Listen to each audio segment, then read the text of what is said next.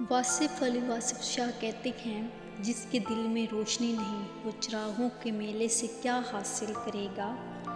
ये ज़िंदगी सिर्फ एक ख्वाब है, नींद की हालत, लेकिन कितनी बदकिस्मती है कि इंसान की आँखें उस वक्त खुलती हैं जब वो हमेशा के लिए बंद होने वाली हों।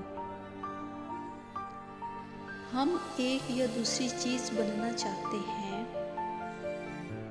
बल्कि हम सब कुछ बनना चाहते हैं,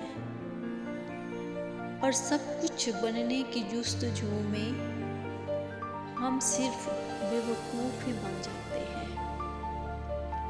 अच्छे लोगों से मिलना अच्छे मुस्तकबिल की कुंजी है, यानी कि चाबी।